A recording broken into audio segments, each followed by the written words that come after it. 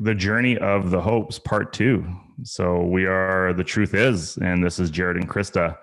Last week we did the first version, or the first third. We broke our lives into thirds, I guess, eh? Yeah. And don't mind my technology glitch there. So first of all, I want to acknowledge we are on time. Woo! We talked about a high five. We talked about a 4 o'clock start, and we are live at direct bang. Boom, bitches. No. We can't. We're trying not to swear this time. Oh, funny. So let's talk about that. Our first podcast we did a number of weeks ago, we said the F word 39 times. Let's be honest. I probably primarily Jared. Yeah, I probably said 36 of those. I take responsibility for saying some F-bombs. But we said 39 F-bombs in the first one. Last one on Sunday, which was 20 minutes longer, we said 59 F-bombs. Okay, so let's talk about that. Now, that's a daunting number, and it's a little it's a little shocking and surprising. I couldn't believe it. No. Now, I understand some people have a challenge with some of the swearing. Oh yeah? Yeah, rumor has it. Who's that? I can't say. Did a client complain? No. Somebody's mom. Not my mom or your mom. Oh, Leanne's mom. Leanne's mom, if you're listening. Leanne's mom, if you're listening. No. Leanne's mom, if you're listening, we apologize. Your daughter does not swear at all. Yeah, she's a saint. Leanne's an angel. Leanne's an angel. Yeah. So, there's the habit. We have a habit of swearing. But I also want to say, this is what I like to. I listened to Tony Robbins once address swearing, because some people have a problem with his swearing, and he had a really great response of why he swears, because it's an opportunity for people to feel confronted, and then they get to look at why are they confronted by a swear word. I believe we make up what things mean. So I don't think it's really that bad myself. I actually listen, sweetheart, I don't have a problem with it. Right. So, I truly, if someone has a problem with how I talk, or, my swears or whatever, I'm not going to change it. No, we're not going to change. I'm but not. Leanne's mom, just, if you can look past the swears and listen to us anyways. I mean, I hope we provide some value to you. I feel really bad. One of our teammates, one of our employees' moms thinks that we swear too much. That's pretty rad. Anyway, so we finished off our last podcast. Actually, first of all, make sure everyone's following us on JK Coaching. We have our website, www.jkcoaching.ca. Just launched it a number of months ago. It is seriously awesome. I love our coaching program. I love our coaching site. Follow us on Instagram and on Facebook at Jared and Krista. Follow you on KHope5, which is your Instagram feed. And I believe it's your Facebook feed as well. I'm the Jared Hope.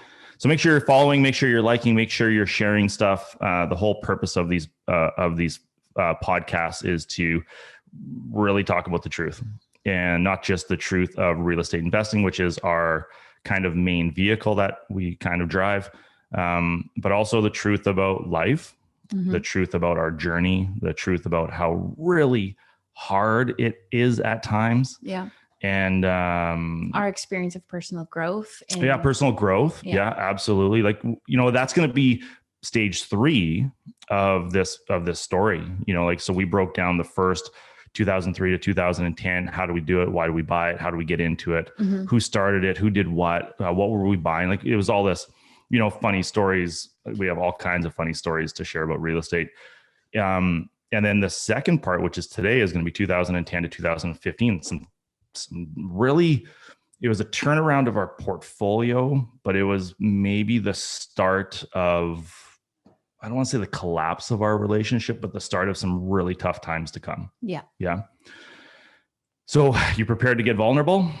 Yeah. I mean, I'm not going to lie. This is the truth is you can't. I know this is the uncomfortable period for me, for sure. Well, and it's not only is it the uncomfortable period, but we're going to be extremely vulnerable. I'm assuming pretty vulnerable on this call. We're going to be sharing some stuff that, maybe people don't know about. And because everyone can sit from the outside looking in and, say they have this great marriage and they have this great house and their kids are awesome and they have, whatever. Right. But the truth is that we almost never made it. Yeah. Right. Yeah. It could have gone either way for sure, but we chose for it to go this way and both invested, that'll be in part 3, but where do you want to start? But I'm glad we did. Oh yeah. I look absolutely. No regrets. And we've done a lot of work now where I am ready. It's not my favorite period of life, but I appreciate it. Mm-hmm. And I'm willing to look at it and talk about it. I don't block it. So before we get into the details of everything, do you regret any of it? No, not regret, because I am who I am, and it is what it is. Like I'm here now in this present moment. So with that said, sorry to interrupt you, which I do all the time. Yeah. Like we haven't got into the story yet. So I want to set it up a little bit. I think, what were some of the things that, looking back now, what did we learn in 2010, 2015? Like, what were some, like, you mean like in retrospect? Yeah. Yeah. How not to be? Yeah. No. Fucking rights. That's swear number 1. I just said fucking rights. That's swear number 2. Like, I didn't swear. Yeah. I was Your going face through... was like, oh my God. I Leanne's mom. No. It's all going to come back to Leanne's mom. We got to find out her name. Okay. The biggest takeaway for me in that period that I wasn't doing was being truthful with myself, being truthful with you, being truthful with what was true to me. Mm-hmm. So yeah, then there's a lot there, but I was, you often refer to it as I had my head in the sand, and I did. That's how my coping mechanism was, like head in the sand to not deal with the stress and the chaos around me. Yeah. And I had my head in clouds. Yeah. Like essentially it was like I was, ego was driving everything. I just really wasn't there's just zero consciousness inside of my body. Because I was never taught it. I never knew how to feel into my wife or be conscious and feel into myself. And, but a lot of it, so now we'll get into the story, but a lot of it was survival mode, a lot of it as well. And like, the truth is we don't know what we don't know. And, going through that time, what I was going through was just all kinds of survival. It's like, holy shit. Like, how do I turn this ship? Yeah. And, and it's almost like back in 2005 when we bought 64 properties. I was busy buying and busy working and busy. And then in 2010, when we almost go bankrupt. So let's go back. Let's tell a story first. So I don't know if I shared the story on the last podcast, but the Safeway story. So we'll start with the Safeway story. You did. Okay. So the Safeway story, for those of you who haven't heard it or didn't catch the first podcast, before I get into the Safeway story, if anyone has any questions, comments, just put them in the post. Both Chris and I have access and we're seeing the chat. So if you have any questions, by all means, put them in there. Any comments would be greatly appreciated. Make sure you share this podcast as well. So the Safeway story is really, really quick. Is we had about 100 properties, 90 some odd properties back in 2010. Global recession starts in 2008. By 2010, we're losing $18,000, $19,000, $20,000 a month, literally losing $18,000 to $20,000 a month. And by 2010, we have literally no cash in the bank, in the house, in the safe, anywhere. We're flat broke. And I go to Safeway to buy some groceries, $147, got declined. Call my dad, dad's pays it. I go 2 weeks later, same thing, got declined. And the second time I go to Safeway to get the groceries, the bank manager, the Safeway manager ends up paying the bill. I came back 2 weeks later and paid it. That was the moment I decided that we needed to get the fuck out of this. And that's when we started looking for jobs, and like everything was on the table, from Starbucks to property management. Like it's true. Everything from Starbucks to property management jobs to you starting up a massage studio. We got into a multi-level marketing. You started at Stella and Dot because we had to drive revenue, or we had to find revenue. And so that was the journey. And so come 2010, we had to, what I realized was our portfolio wasn't as strong as I thought it was. Mm-hmm. No one ever talked to me about a recession. No one ever talked to me about a downturn. I understood what a recession was. I just never understood how long it could possibly last for. Mm-hmm. Never thought it would last 2 years. Yeah. Right. And what I also realized is our relationship wasn't nearly as strong as maybe as I thought it was. I never really put any thought into it, to be honest with you. AKA effort. Yeah. You're the best. That means also known as. Yeah, but I was not putting any effort into our relationship. It was just something. And I think most, I don't want to say couples, but I know a lot of men, a lot of dudes in relationships don't put much effort into the relationship. After a period of time. Yeah. Like, you kind of get together and, the sex is good, the dating good, everything's fine, everything's great. And all of a sudden it just normalizes and it just, kind of flattens out a little bit. Well, and you're busy with kids and you maybe, you don't get supported and make time for it. Yeah. So I think that's where we were that's where I was. Yeah. I don't want to speak for you, but that's where I was, is I didn't know how to make time in a relationship because I never was witnessed. Nothing against my parents. My parents did a great job raising me. Yeah. They did the best they possibly could with the resources they had. Our world's a lot different than it used to be, or for them, like for them to go find information, they had to pull out encyclopedias and actually work hard to get it. Whereas nowadays you just flip open a phone and it's right there. Yeah.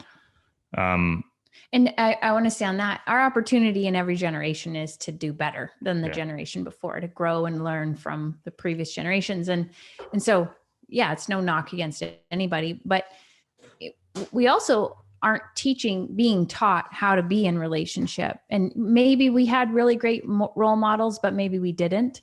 And then, the thing we've really had to learn and get comfortable with is it's okay to seek and learn and grow, because we can't assume that we know how to parent or be in relationship, be a boss, any of these things. So, that comes back to the whole growth mindset we've had to really take on, seeking to learn these things. Yeah. So I don't even sweetheart, I can go part of me wants to dive into the real estate and what do we do to kind of turn the portfolio around. But part of me wants to dive into the relationship and, some of the struggles that we were going through, or how we were burying our head in the sand, or how my head was in the sky, or where do you want to start? I think we start with the real estate and then bridge the relationship into that. Okay. So the real estate in 2010, what we realized, what I really realized, because at that point in time, you were still involved in the business. You're still paying all the bills and doing all the stuff. We had 2 little kids. Kenzie in 2000, Kenzie was born in 2005. Grady was born in 2007. So we had a 5 and a 3-year-old, and, the business was tough. And what I realized back then was we had to reshift our business. And so we looked at some opportunities, we looked at jobs, we looked at all this other stuff. And what we decided was, with the size of our portfolio and with the commitment to our joint venture partners, because we had millions of dollars in joint venture money, was that we had to dive deeper into the real estate to get us out of it. And so we started a property management company. We started a company called a la carte property services, which was like a smorgasbord. You pick what you want from the property management services. And that was our first dip into the property management. Remember that? Yeah. And there's a lot of details here we could get into that I don't think are necessary, who we initially were doing that with and these kinds of things. But what's interesting, and as you speak, it reminds me that your version of that time period and my version of that time period are different. And that's insightful of where we were at. We were just on such different pages. So our realities weren't the same. Right. So really it's communication. We see this with clients all the time. Yeah. So I was just about to say if we were coaching ourselves back in 2010, what advice, how do you bridge that gap? We weren't having the conversations of who actually wants to do what and where are we actually trying to go, because we were in such survival mode there wasn't really capacity or room for those conversations, and we hadn't had them previously. So it was just always like, keep up, keep up, keep up. Right. There, you know, it wasn't a strategic vision and plan. Yeah. Like, once again, I want to keep on diving into the personal stuff, just because, like, no one ever told me when I bought my first house that there'd be all kinds of personal life challenges. Like, no one ever did. I just thought, like, one, I didn't want to get into real estate in the first place. And two, as I started doing it, it was relatively easy. And I realized that buying houses is really, really easy. It's not that hard. Yeah. And it's what's hard about it. What's the hardest thing about all this stuff that we've done, I feel, is not being a douchebag as you go through the journey, you know, and being conscious to my kids and being there for my kids and being there for you and being there for myself. And like, that's actually the hard part. Buying houses is not hard. Yeah. You know, like, anyone can go off and buy a house. Yeah. And how do you do both at the same time? Totally. Like, no one ever taught us that. Yeah. And so I really wanted, you know, like, but we weren't necessarily ready to see that we weren't being that. Yeah. So back to the, if you were coaching us today, yeah, how do you make, because we talk about this all the time, how do you get to somebody? How do you show them something, or show them, you know, you're in your shit, or here, this, you know, this is how you're treating this person or that person, or here's where the path that you're going on. Because I don't know if I would have saw that in 2010 and 11. Yeah. Because I was so stuck in my shit. It's hard to know, you know, for us, but what I see with people is, for me and the work I do, slowing down and getting them to actually feel. Like, I have a story and I don't know if it's true, but I think if I had been conscious of feeling the anxiety I was in, feeling the unease I was in, if I slowed down enough to get present in my body, I would have seen, this doesn't feel good. So for me, I feel like that would have been impactful. For you, it's a different story, because I don't think that's your path through. So what would have been my path through? Like, you are the most, like, for those of you who don't know Chris and those of you who do, Chris is by far the best coach I've ever experienced. And I'm not saying that because she's my wife. Like, you can't say that because I am. You fucking are amazing. And every single client you've ever worked with has come back and said, you're amazing. And like, everyone raves about you. So how would you connect to me, or like, how would you slap me upside the head back in 2010 if I was your coaching client? I would try to help you see that the things that you think you're so focused on that you're not getting, or that you want, that your way to get them isn't the path you're on. Mm-hmm. Does that make sense? Yeah. But how? By showing you and pointing it out to you that, because what path was I on? Self-destruction, self-centered, self-focused, ego-driven, egocentric. Just in your own world of your wants and desires, and winning at this made up game you were playing. Yeah. You know, like in 2010, I touched the stage for the very first time too, you know, and that, you know, for those of you who do know me, like I do got some swagger, and right. It's true. And you're laughing like it's not true, but no, I'm laughing. I'm totally kidding. No, it's like, it's true. You know, like, and so, you know, so I have this little swagger, this arrogance, this cockiness about myself, you know, so that's part of the reason why we got into the situation we did back in 2008, because I didn't acknowledge that I could have failed at something, or I did something wrong, because that just wasn't a possibility. Yeah. Come 2010, I'm starting to switch out of restructuring our portfolio to stronger cash flowing stuff. And I touched the stage for the very first time, and that stage being the REIN stage. Mm-hmm. So, you know, at that point in time, one of my business partners, Patrick Francie, joins REIN. He becomes the CEO of REIN, and Patrick leans on me and asks me to start presenting on stage. And that was like a little taste of more ego. Mm-hmm. And, you know, so that was kind of like this for me, that was kind of like just more fuel on the fire. And I started living externally, if you will, like out of my body, mm-hmm. versus slowing down and living in my body. Yeah. And I didn't learn, you know, so one of the big things, like, you know, there's a post on our last podcast we did, that somebody put a comment saying, Jared Hope's changed so much. I didn't see it. Yeah, it was great. Carlos posted this, and I get that all of the time. Because you have. Totally. But back in 2010 to 2015, I was living externally. I was living out of my body. And I was still living for what you thought, not you, but what the audience thought of me, or how do I please them, or right? So I was living this bunch of BS. Along the way, I was smart enough to figure out how to fix a portfolio, which we did. You know, like we started, one of the biggest mistake we ever did in our business was leave our jobs. Yeah. Like we left, you sold the business, which is totally fine. But I left my job to do full-time real estate. And what people don't understand is, and we talked about this last week, what people don't understand is if you're making $10,000 a month and you go replace your income of $10,000 a month through your real estate, and the market starts shifting downwards, you start taking a pay cut, and you're used to living off $10,000 a month. And all of a sudden you're making $8,000, and all of a sudden you're making $6,000. There's problems all over the place. Yeah. So the biggest mistake we made was we left our jobs and started living off our real estate. Lesson number one, biggest mistake, probably the largest mistake that we've ever made in our real estate portfolio that almost destroyed us.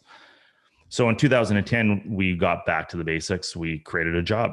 We created a property management company, paid us an income, and we started living. At that point in time, we were no longer dependent off our real estate portfolio.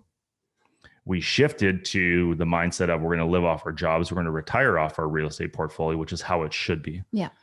And so that was the start in 2010. We reshifted. I started doing presentations. The presentations through the Rain event, the Rain Events Real Estate Investment Network, actually built the business a lot faster because we got property management clients. Right. So when you're up on stage, you come off stage and people want to talk to you. They want to pick your brain. They want to, I don't want to say be you, but they want to, like, you're like their North Star. You've done something they want to do. Yeah. So it actually built our real estate, our management business, which was awesome. And along the way, in 2011, we flipped our first house.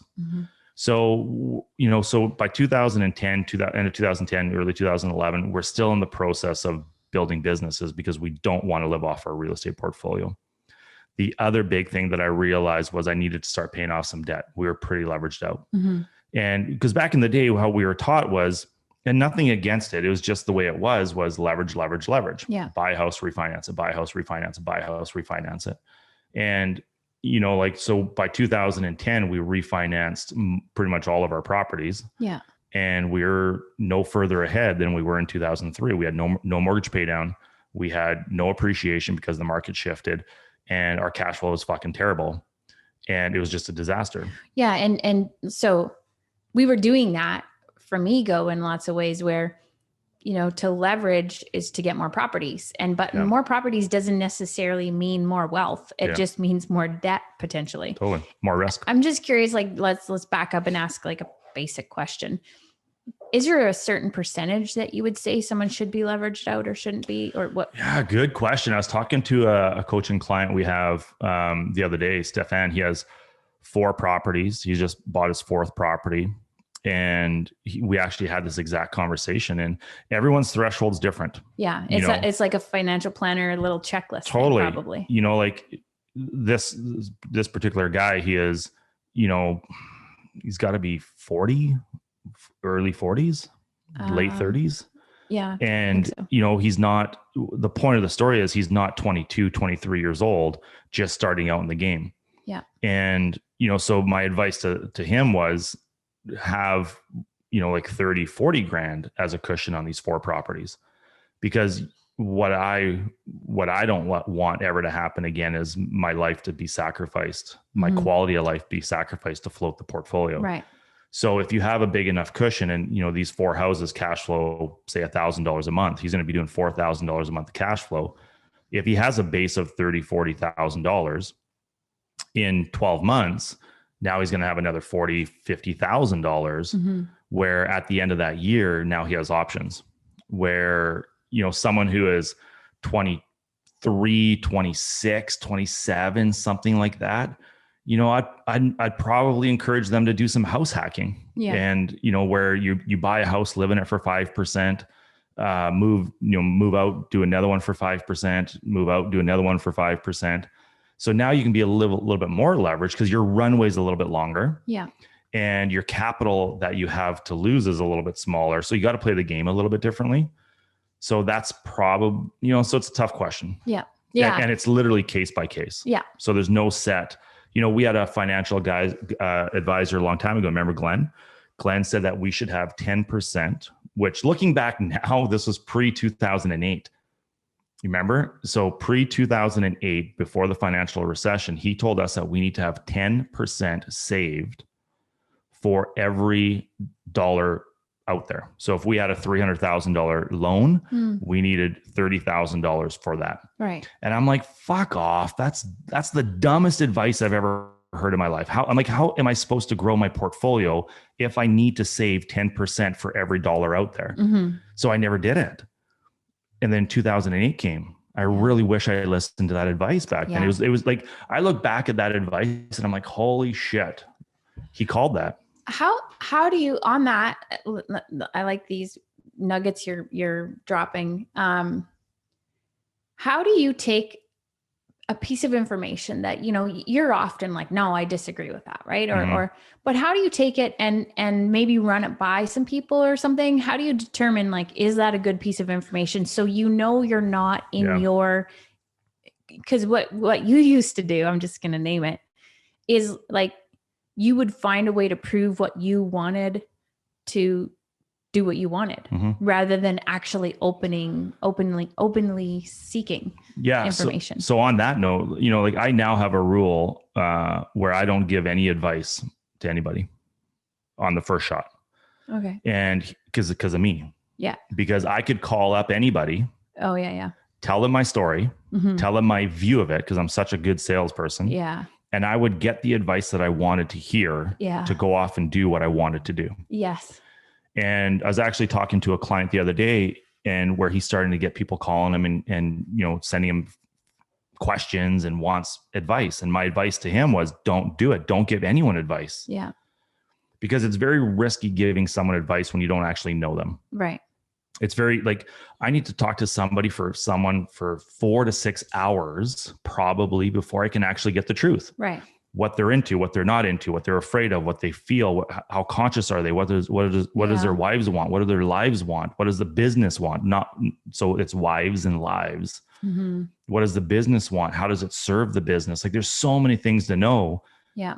So the mistake that I was doing back in 2003 to 2010 is I was giving little snippets of information. Yeah. Tell me what I need to know, that fueled my ego, that made me go off and buy all this stuff, which in 2010 blew up. Well, you need to find a way to not have to do the 10%, because you'd find people that'll align with you to think that's a bad idea. Totally.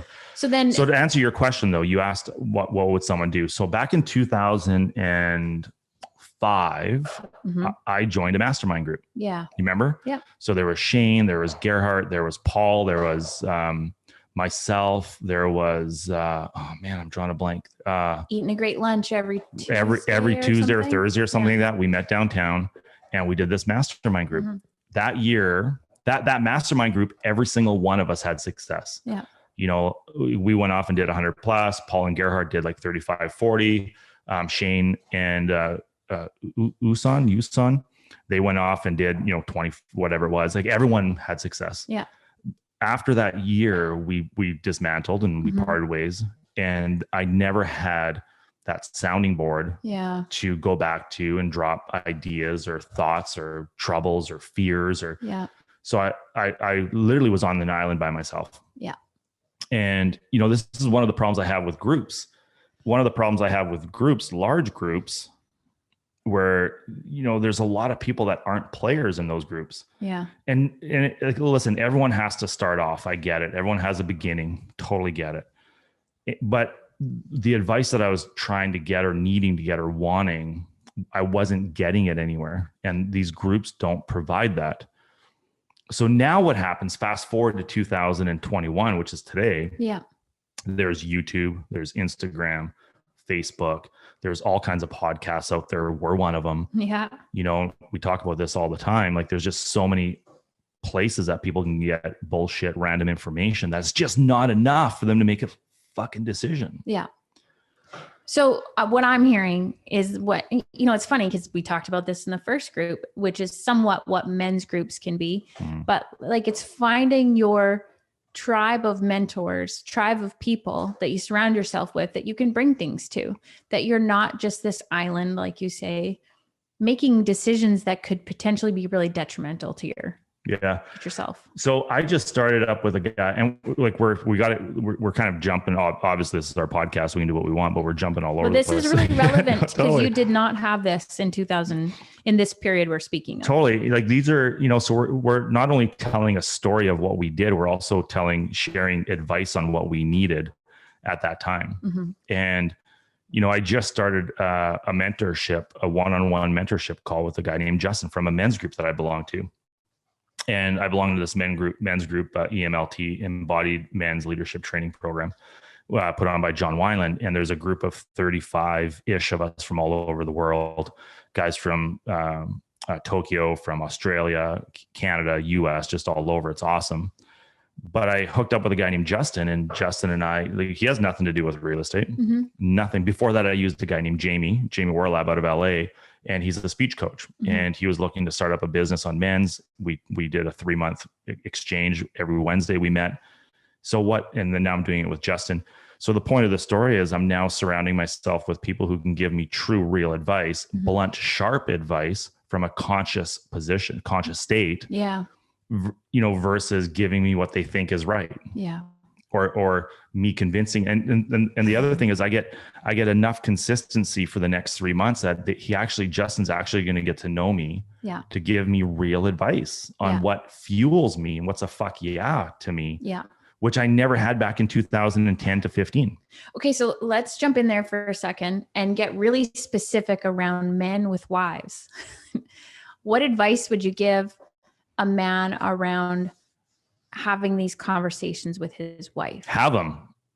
Like I never had them in 2010 to 2015. I was never telling you the fears that I had, sweetheart. Yeah. You were having the conversations with me, but you weren't being vulnerable. You were trying to seem like you had it all together. Well, in my world, a man doesn't cry. Yeah. A man has all the answers. A man in my world then, okay. A man provided.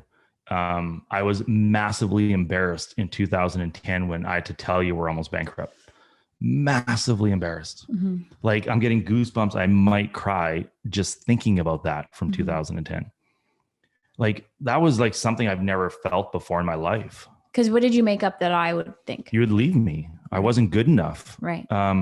And I think the ladies can understand that's not true, but no, I get it. But in my world, you were going to leave me. Yeah. But what I want to say is this is the problem, that we assume we understand what the other person is going to think. And, I see this with clients every day. What they think their partner is thinking isn't what they're thinking most times. They are putting their thoughts onto the other person and is expecting them to react and have the same thoughts, but it's just not the way it works. Yeah. Well, yeah, we know that now. Yeah. But I'm hoping somebody hears that and is like, maybe I should ask if that's what they're thinking. Yeah, totally. And I remember in 2010 to 2015, sweetheart. So we moved to Kelowna. So I'm going to jump to the third stage here really quick. We moved to Kelowna in 2015. In about 2016, 2017, for the very first time, I would be able to sleep through the night without worrying about, are we going to lose it all? Is she going to leave me? Are we going to go broke? Are the tenants paying rent? Because I had so many properties, I didn't know if I was tracking them. And isn't it crazy that I just didn't know that? No, it's bizarre. Because I hit it. Totally. And I was taking sleeping pills. I was taking, I was going to the grocery store buying in 2010 to 15. I would literally be on the road and at an event, and I would go to the pub, crush some beers, and that would be the only way I'd fall asleep. I'd literally black out. Yeah. And not black out, but pass out drunk. Well, and so I chose not to try to get into Jared's world. I was in my own world of upset, of feeling deserted, or all the things. But what I could have done differently was chosen to look, what's your experience? How are you doing? And where things really cracked, this is jumping ahead a little bit again too. And back to what we were just talking about before, how you had this swagger and stuff. The way through to you was actually to love on you harder. Right. And to see past that swagger, which isn't true. It's just a front. It's just protection. And feeling deeper to the little boy that just wants to be loved. So let's stay in the third phase just for a little bit longer because I got a funny. Let's stay because we haven't shared much of our story from 2010 to 2015. Right. We haven't. When I'm sure we might get into it. The tough times or the almost divorce and it was it was scary shit. Effort. And it was relevant there though. You're the best.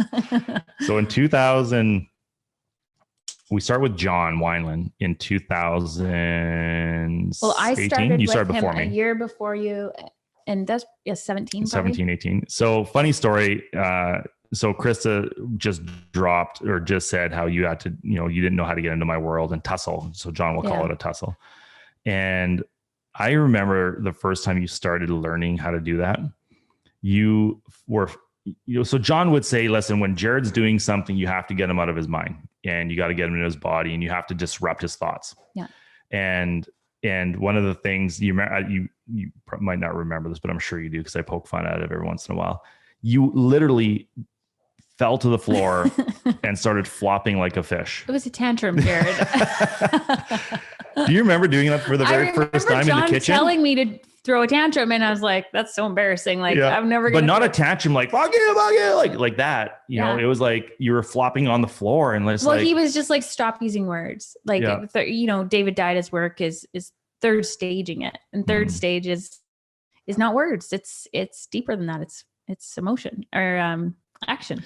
So, and I bring that up because I don't think back in 2012, 2013, we would have known that's how you disrupt. That's how you would have disrupted my mindset. No. And I wasn't, I have this conversation so many times with clients. I wasn't ready to be generous enough to look in what's your experience here. And you need to do that. Like I just was viewing you as this, snappy asshole, truthfully, which is really heartbreaking to imagine somebody viewing your husband like that. But your response is to lash back. And so we were just talking about that today. Yeah. And the way to break through that was me to love you in those moments because you're lashing back because you're protecting something. Right. And so what was I protecting? Your little boy. My little boy. Yeah. The one, like my card 3, we talk, we might get into this at some point on the podcast, but my card 3 is unconditional love. You just want to be loved and accepted and told you're doing a good job and being a great little boy. And this goes all the way back to when I was a kid. Yeah. Everything I did, I felt like I had to be the best at it. Yeah. And no one ever sat there and taught me or showed me or, and no fault to anybody. I'm not blaming anyone for this, but the truth is my little boy kind of was ruining or running to ruin, my path. Yeah. Right. Yeah. So, where to from here? Well, no, we're going to keep on talking about how great your life is now. Around the corner, but it sure is. So as we're shifting things around, we flip our first house in 2011. I think we did about 5. So I bought my first house. And so, tell them why you flipped the house. Yeah. So so in 2011, the market was pretty busy in Alberta. And at that point in time, we had 3 maintenance guys. And because we had this property management company and things were pretty busy come October of 2011. And I had no work for these guys. So I either had to pay them to do nothing, which because you knew you were going to lose them to someone else. Yeah, they would have left. Yeah. So I had to pay them to do nothing. I had to lay them off or let them go, or two or three, sorry, I had to find them work. Mm-hmm. And so what we did is I reached out to a realtor that I used, and we bought our first flip. And this was a house that we bought in Devon. Yeah, that's by the airport in Devon. And we paid $156,000 for it. To be honest, I just bought that house just to keep the guys busy. I didn't care if I made 1 cent on it. Luckily, the market was going up. Yeah. And so we were done that reno in 3 months or something like that. And we ended up selling it for $223,000. And I think we made like $60,000. It was awesome. And you didn't, the thing is, you didn't even care if you made a profit, as if your guys stayed employed and they were ready to go. Well, what I've realized was when you own a business, you know, like every book I used to read was you pay yourself first. You pay yourself first. Oh, as nice as that is, the truth is you don't. Yeah. And, you know, like at that point in time, we weren't, because I had to take care of my team. Yeah. Like they commit to me, I'm committed to them. I'm all in. Well, and we didn't have a business if we didn't have maintenance guys. Well, no, we were screwed, right? Yeah. So we bought this house, made a little money, and it was awesome. And then I bought another one before this first one was complete. And so the next one we bought was in an area called Dovercourt in Edmonton, and we paid $200,000 for that house, and that was amazing. That was the biggest piece of shit. What was the best part about that house? What was in the garage? No, that's wrong house. Oh, that's not Dover? No, that's my third house. Oh, God. See? Yeah, I can't even keep track. So there's 3 stories. So the second, this is how we got into the flipping of suited houses. So the second house I bought was in Dovercourt, $200,000. And that house I learned a massive lesson on. And that lesson was I don't want to flip homes. Mm-hmm. Because when you flip a home, you know, the person buying it has to love everything about it. They have to love the color. They have to love the way, you know, the direction of the yard. They have to love where the trees are placed. They have to love the tile and the carpet and the size of the, like, there's just so many things that, you know, any one person in that family can derail it. Mm-hmm. So we bought this house. We ended up making good money on it. We sold it for $345,000, I think. And so that was awesome, but it took like 3 months to sell. And the good thing is I paid cash for that house, so we didn't have to worry about a mortgage. And so we were able to ride it out. But those 3 months were stressful. Mm-hmm. From that house, we got into suited houses. So from that house, I realized that I didn't have a plan B. And I think every flipper needs to have a plan A and a plan B and a plan C. Plan A, I only had one plan, and that was to buy it and sell it. Yeah. So from there, we got into suited houses. And I bought this house, which we actually referred to as the boat house. Mm-hmm. It was in Mayfield, out in Edmonton. And this house was awesome. It was so gross, though. It was disgusting. No, like so gross. Yeah. So back in the day, I'd only look for the shit. And that's for sure. Yeah, I was buying shit. And, you know, so you see that on TV, you see that on the shows, you buy shit, now I don't buy any shit.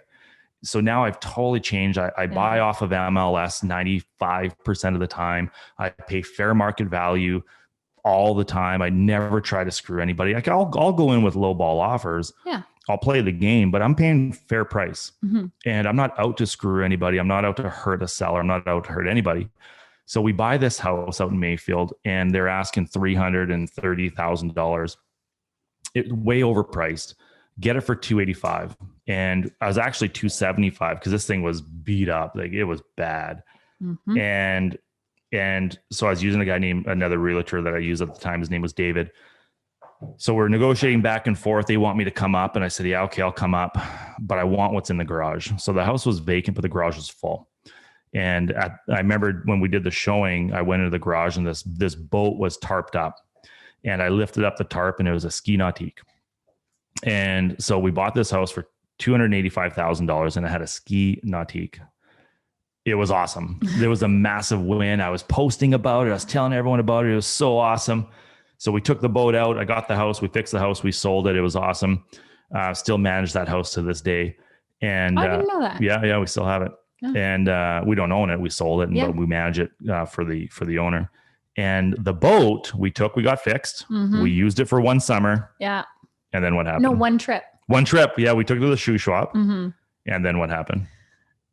Swindled. We got swindled. Totally swindled. I took it to an auto detailer. A buddy. It was a tenant. It wasn't a buddy. They rented our house. You had a rapport with him. Because he rented our old house. So I was just like, I'm going to treat this guy good. Yeah. And I took it to him and he sold it and I never got it back. I never got the money. So would you do business with a tenant again after that? Never. I don't think we ever have since then. I will never become friends with a tenant. Yeah. I will never do business with a tenant. I will never refer to a tenant. I will never let a tenant renovate a house. Yeah. I will never let a tenant have a discount on rent. I'll never let tenants paint or I don't let them do anything. Yeah. Like that was such a massive eye opener for me that big lesson. Yeah, it just great story because I have the boat. Well, and it keeps it clean. I mean, that's the point of it and why it's important. Yeah. So at the end of the day, it was just a massive, massive lesson. Yeah. And but that was the start to us getting into suited houses. Yeah. Because my plan B was to keep the house. Yeah. So plan A was to sell it. Plan B is to keep it and rent it. Plan C was to keep it, rent it, sell it later. Yeah. And so that's kind of how we got into suited houses. So what I've been doing, for the first few years of the suited houses is, we were doing high interest loans. I was borrowing money from a guy to Calgary at 10, 12%. And the math all worked. It was great. But what I was doing was I was trying to build my bank account so I didn't have to borrow the money, which I was able to do up until 2015. And I'll jump into the phase 3 again here in a second, or right now, where after 2015, I was able to raise enough capital that I can float my own flips, which meant every flip that I did, I can start buying down debt. Yeah. So from 2015, which we'll share the story next week, from 2015 onward, we're going to talk about how to pay down debt, how to play the game, how to manage the portfolio so you can win at it. Because in 2010 to 2015, we were massively in survival mode. Oof. Okay, so here's what's coming to mind, and here's how I think we pivot towards ending today and moving towards phase 3. I think the most important thing that people can take away and that they need to understand is you have a choice. And no matter what your mind is telling you, you have a choice. I think you would have been pretty insistent that no, we didn't have a choice. We just had to deal with where we were at and what we were dealing with. Yeah. So I totally agree with you. Cause in 2010 to 2015, I would have said, I have no choice. This is how I have to do it. So that's why I'm saying, don't believe your mind. Yeah. We always have a choice with where we're at and how we're choosing to live life. Yeah. I'm not saying that you can choose to be rich if you're not today. It's not like money's going to appear from nowhere. Maybe it can. I'm not going to say it won't, but the point is you can choose how you're living life. Yeah. Even with way too many properties that are overwhelming, you can control your experience. So how do you decide? How would we have let me see if I'm asking, how would we have decided back in 2012 to live our life today, or to live our life and not get caught up? Like, how would to make a choice that things could be different? Yeah. I don't know how I would have learned that. I don't know. I think if, we had no coaches. Yeah. We had no support system. Yeah. We were doing everything that we thought we were doing right. Yeah. Or we were doing everything right that we thought we should be doing. So number one is I think you always need support. So whether that's through a coach, whether it's a team of mentors, whether it's a mastermind group like you spoke of, making sure that mastermind group isn't just about acquiring real estate. It's about also having a great life. And maybe they're not all real estate investors. Yeah. So I was just about to say that. I don't know if I would do a mastermind group again. No, if that can't be your only thing, right? You need, there's this lady that I follow a bit called Lacey Phillips, and she has something, she calls these people expanders. So find expanders in all the areas, people that are living life the way you imagine it could be lived and the way you want to live it, and look to them and see how are they doing it. I was having a hard time understanding how I could get out of it and how life could be different. And even the belief that it could be. So if I had looked at that time for expanders, I like to think that, maybe I could have figured out a way to model how they and not to say this isn't putting someone on a pedestal, thinking they're perfect. None of that's true. But other people will have areas of life handled that you don't, and tend to have probably 10 expanders, one for all the different areas or something. Right. So just don't buy into your mind. And don't buy into your friends' minds. You know, like I look back at where I was in 2010 and 15, like, fuck. F word. I know that's maybe number 10. Oh, good job. Not many. No. You know, like I look at where I was and the people I was hanging out with and the advice I was getting from people, you know, it wasn't good. And there, I mean, it's a very old teaching that the 5 people you surround yourself with is who you will become. Yeah. I just had that. I had a thought, actually. You just refreshed it. I don't want to be, I don't say I don't ever or won't ever. I don't want to be the biggest fish in the pond anymore, or the biggest player at the table. I want to be the smallest player at the table. Yeah. And that's one thing I love about the men's work that I do. Speaking of which, I really, really want to start the Badass Brotherhood of the Amazing Dude.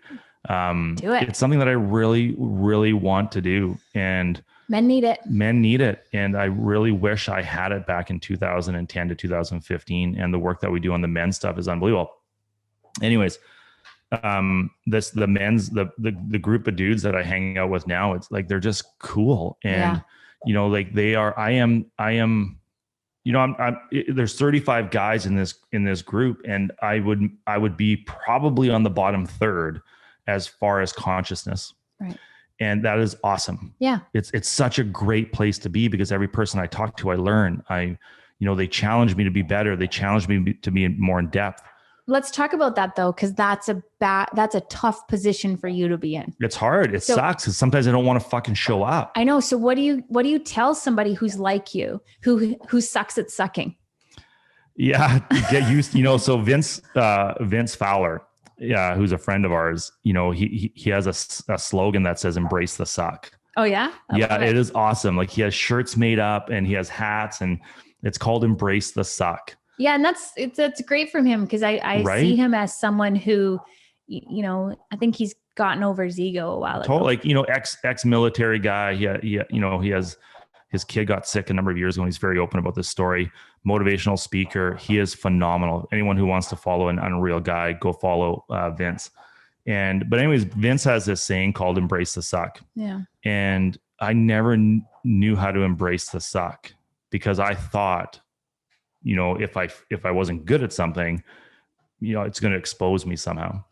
Yeah. When really, if I could, I've learned to embrace the suck. Yeah. I've learned to show up vulnerable. It's still challenging though. It's hard. Yeah. It's so hard on my ego. But yeah. Especially when I'm, there's a guy posting right now, Evan.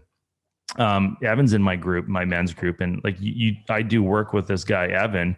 And it's just like, it's just like, holy fuck, like this guy's way beyond me, but he actually challenges me to play at a higher level. It's awesome.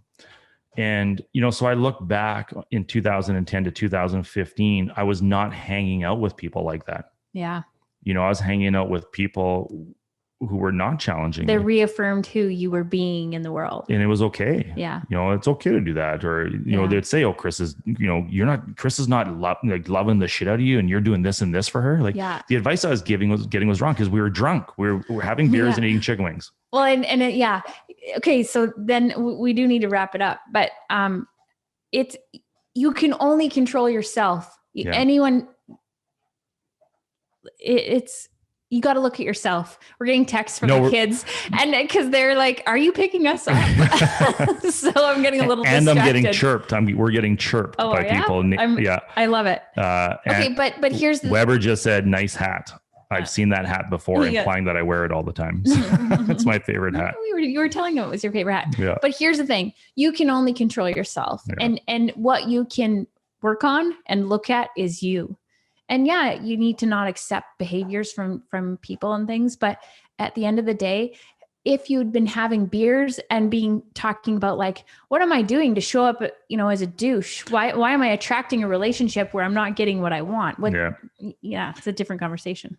Totally. Which is all the more reason, like, buying real estate is easy. Yeah. It's so easy, which is what we said at the start of this podcast. it's how you show up, and surrounding yourself with people that only talk real estate. I don't know if I do that. No. Because I don't know if I do that again. Like that as much as that mastermind I did in the early days was awesome. Yeah. You know, there was no talk about feelings and is that a fuck yeah? Is that going to like you? It was all ego, buy it, ego, buy it, great ego, for buy one it. aspect. It was but totally. Then there's a lot of aspects missing. Like I consider myself to be a business owner, and the business that I own is a real estate business. Mm-hmm. And I surround myself with other business owners who, you know, they might be coaches, they might be skate shops, they might be retail shops, they might be engineers. It doesn't matter. But it's not just real estate advice I get anymore. It is just life advice. Yeah. It's life coaching, how to be conscious, how to feel into it. I only do anything. If it's not a fuck yeah anymore, I don't do it. Yeah. Plain and simple. Well, which comes back to don't buy into any thought that life can't be great now. Yeah. Yeah. How do you want to end? Because don't believe your mind. Yeah. Your mind is from your patterns, from your upbringing, from what you know to this point. So how do you do that when your mind is your worst enemy? You know what I mean? Like, yeah. And that's a whole podcast. It's like, what are you doing to not be in your mind, in your head all the time? Like, are you getting present into your body? Are you being conscious? Are you feeling deeper than this surface? But most men would say that they're conscious. Do you think? Totally. Most men probably don't even know what the word conscious means. Most men, I would think, would say, yeah, you know, I know what she wants, or I'm feeling into her. I'm aware of this. Yeah. Okay. So some red flags might be if when people say something to you, is your response in your mind of, yeah, I know that, or no, they're wrong, or is it all about protecting? Those are all my responses. Maybe. Is it about protecting what you already know to be true? Or are you being open and being like, is this true? Yeah. Is there anywhere that this is true? And are you reacting? You know, we'll end on this. I know how to end this. John Weinland would often tell me, my job is not to say my position or prove my point. Mm-hmm. My job is to understand how you would view things, or how you could view things that way. Yeah. And I think the big lesson that I never knew in 2010 to 2015 was to understand how you possibly could see it that way. Yeah. Because I was so quick to say, no, you're wrong, Krista. Yeah. We're doing this, da, da, da, da, da. Yeah. I never took the time to sit there and say, I'm getting goosebumps again, just thinking about how this could have altered our fucking life. Yeah. And I never, ever took the time to say, I can understand how you see it that way. Yeah. Yeah. Seek to understand. Yeah, totally. But I'm going to give a really specific tool around that. Google Imago Dialogue. It's from getting the love you want. It's active listening, learning how to get into the other person's world.